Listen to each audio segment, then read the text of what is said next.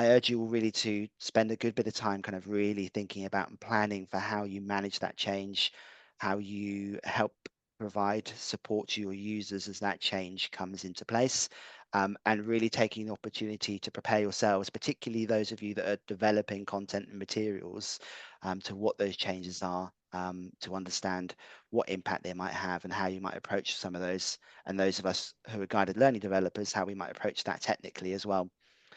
So I think it's enough of me at this point, and I think that kind of leads us nicely into the next phase, the kind of the core of really this webinar today, which is going to be handing over to Shelley just to talk through some of those things, just a kind of a thin slice, if you like, of some of the things that we've come across in our time working with our clients and supporting them on their Redwood journey as OGL developers, that we feel are going to be really beneficial to you.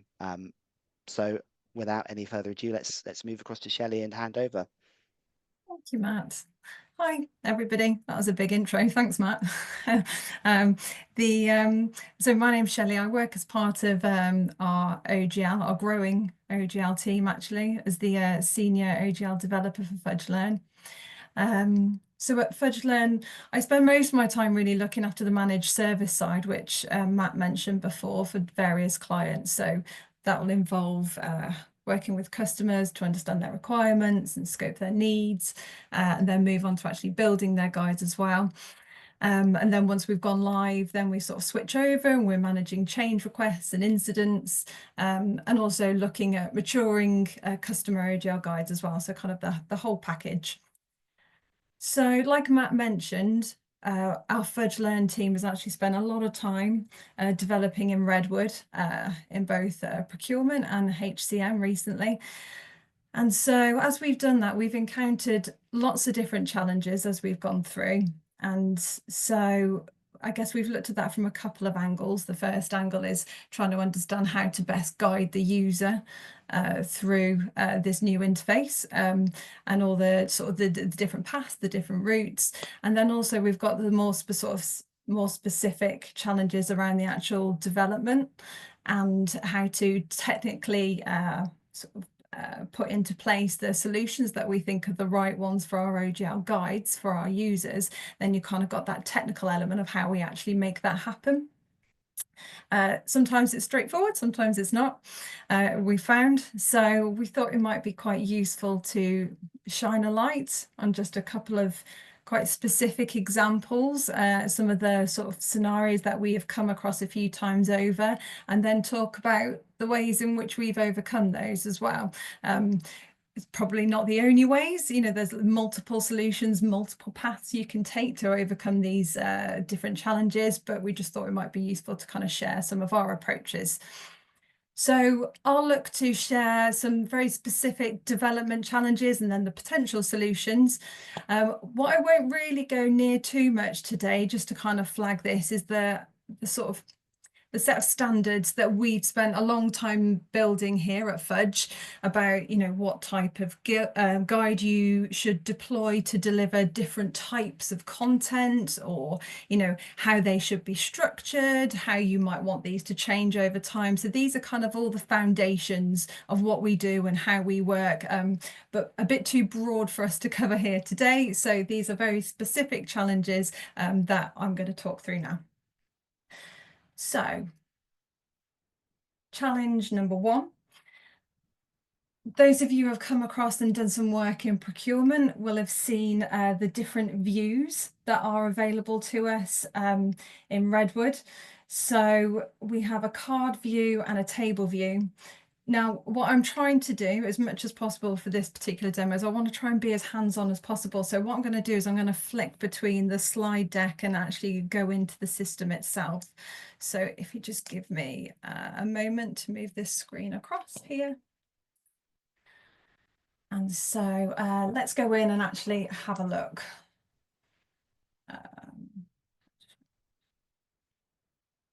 And so this card and table view, although this isn't the only place where you can kind of use these changes, but the card and table view is quite a big challenge within procurement. And not only do different screens present themselves in different ways, the way in which you manage and control this interface as well differs. So let's have a look at when we come to search for an item. So I'm going to look in here. I'm going to search for pens. So you can see on my screen here that I now have a button here, so I can change how these results present themselves. I can either present them in card view or table view. And this is quite nice. You can click between these two views quite easily here within this page. And then we have a similar setup within the cart.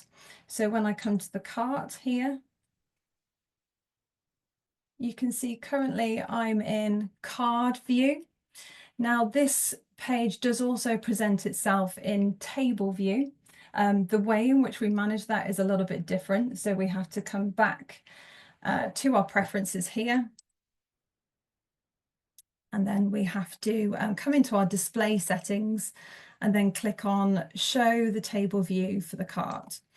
So if I update that and then come back here, you can see that actually the whole look and feel is quite different. We've got different fields available to us, etc. So yes, we've got these different views, and the way in which we actually manage and control these views is different within these couple of pages. So this presents us with some challenges, and you know, there are some bigger, broader questions here about this functionality. So you know, these are things that you would want to be considering as part of your broader approach. Really is understanding what training is the business providing to the users with regards to this functionality, because if there is comprehensive training, or if there's no training at all, that might influence our approach to OGL. And similarly, what OGL support is being put in place to support this functionality as well, more generally. So are there smart tips, are there tours that are taking you around this functionality and showing people how to change these preferences, for example? So those sort of bits and pieces will feed into your approach and your decision. But I suppose what this scenario has presented us with is a more specific challenge about how to build a process guide on top of this interface, which can change quite significantly. So again, there are some considerations here that you would probably want to think about when you're determining how you want to build your process guide to work through these different views. And so one thing you'd probably want to consider is about, do the business, your customer, have a preferred view they would like all staff to align to? And so, different views give you different options, and there's different information and functionality within each view. So it might be that there is a recommended path, and that actually your guides need to take you down the business recommended path, or perhaps actually the business would prefer the user to have flexibility in their approach. So when we come back to this page here and I search for my pens, we can see that in this view I can add to my cart, but I can't change the quantities in this particular view. I'll have to click into the card itself. This view here, the table view, actually allows me to customize some of the columns, so I can add more information in here. So there's a broader question about whether the business requires the user to go down a particular path. However, if the decision is that there's no specific requirements there, then there's a couple of options that we've taken in terms of trying to build a guide over this varying functionality. So I'll just tab back to my PowerPoint slide. So we have solution one, which is actually guiding the user down a particular path. And so, what we can do is try and systemically take the user through step by step and actually guide them and tell them how the particular view that we want them to be working in. And this works quite nicely on this particular page here, because controlling the interface is really easy for us to do. So if I just demonstrate what I mean here, just going to flip back to this page. So I'm going to come back here. Now I've just built snippets of a guide here. It's not a full comprehensive guide, but just for demonstration purposes. So I have a tip here saying use the search bar to find the required item and hover over the help icon for more information. So I'm going to look for my item, and that tip is staying there until I've selected and found the item that I want.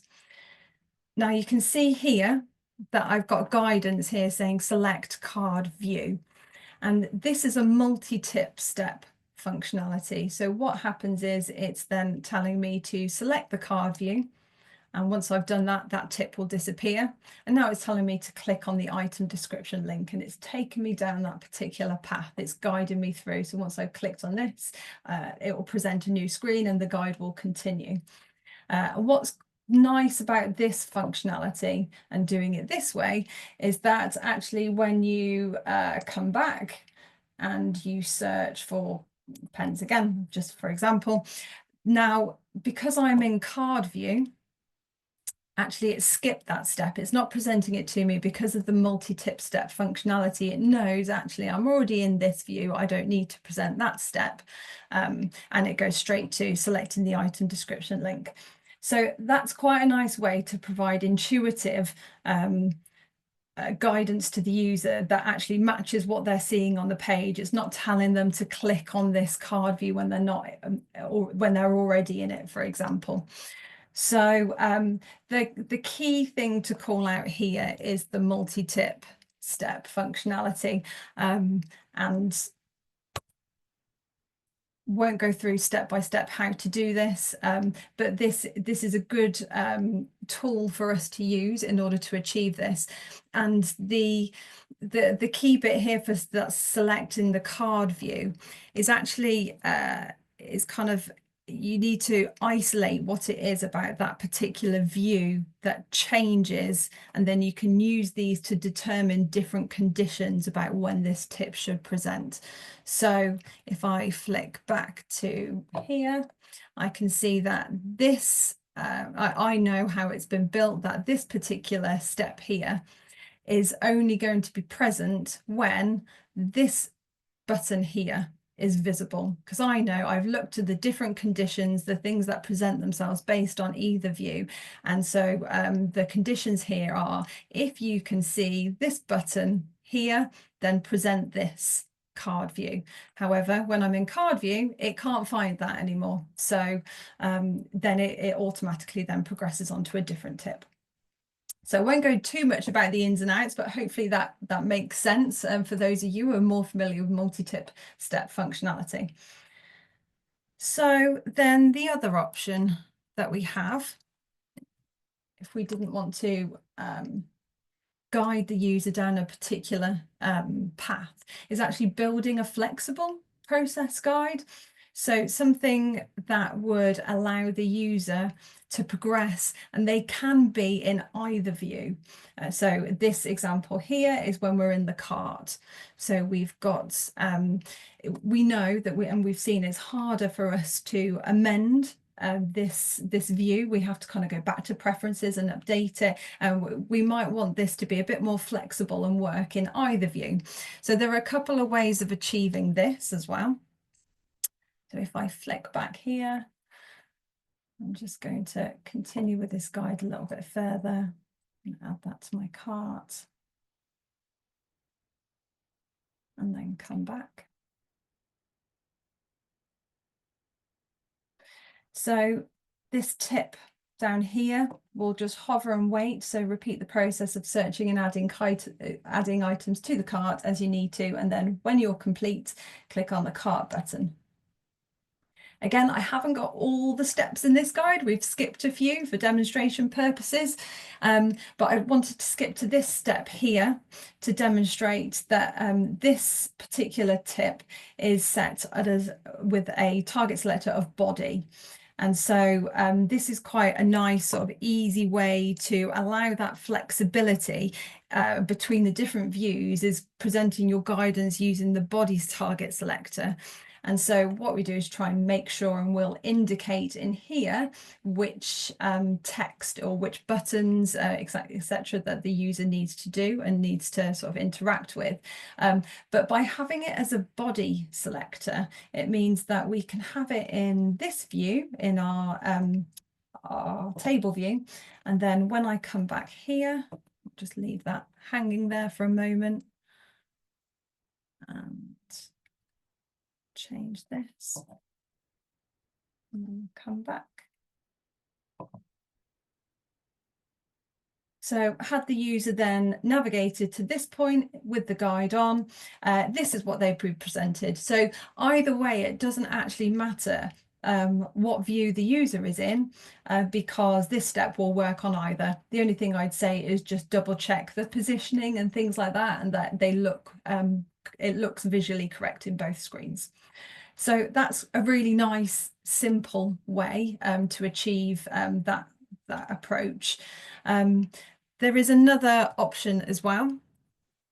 So what we can do in terms of building a flexible process guide, another approach is actually to choose a target selector that will work when you're in either view.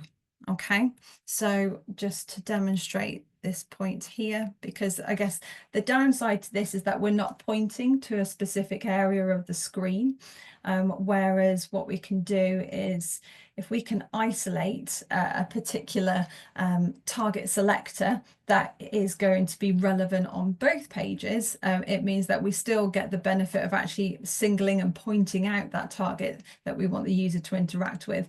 But again, it works on both views. So this one here, we're pointing to the edit icon. And then again, I'll just jump back, change my preferences.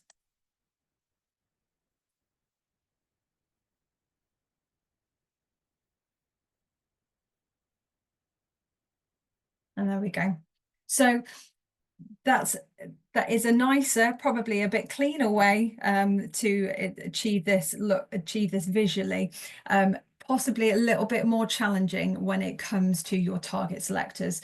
So it could be a bit of a case of trial and error. You might have to sort of, unless you're a bit more familiar with HTML and CSS and actually isolating the correct target selector to use, it could be a bit of trial and error. You going back and forth to make sure that the target selector works on both. A tip I'd say is quite often these icons are a nice way to find something that's common on both pages.